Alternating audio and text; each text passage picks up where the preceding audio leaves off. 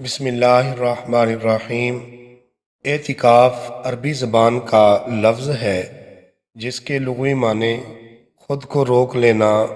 بند کر لینا، کسی کی طرف اس قدر توجہ کرنا کہ چہرہ بھی اس سے نہ ہٹے۔ اصطلاح شرع میں اس سے مراد ہے کہ انسان کا علائق دنیا سے کٹ کر خاص مدت کے لیے عبادت کی نیت سے مسجد میں اس لیے ٹھہرنا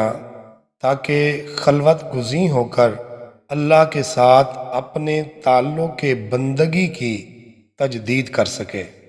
اعتکاف بیٹھنے کی فضیلت پر کئی احادیث مبارکہ وارد ہوئی ہیں، ان میں سے چند پیش خدمت ہیں۔ حضرت عبداللہ بن عباس رضی اللہ تعالی عنہ سے مروی ہے کہ رسول اللہ صلی اللہ علیہ وآلہ وسلم نے معتکف کے بارے میں ارشاد فرمایا کہ وہ یعنی معتکف گناہوں سے کنارہ کش ہو جاتا ہے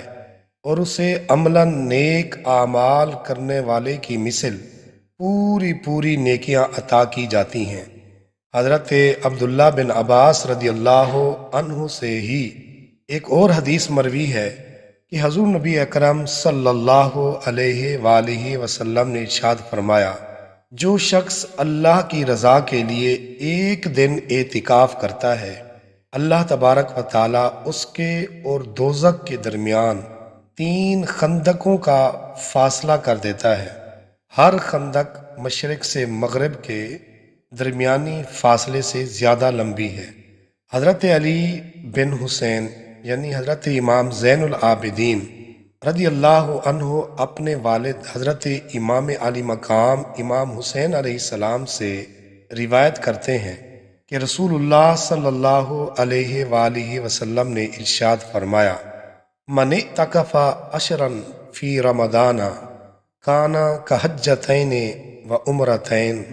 کہ جس شخص نے رمضان المبارک میں 10 دن کا اعتکاف کیا اس کا ثواب 2 حج اور 2 عمرہ کے برابر ہے۔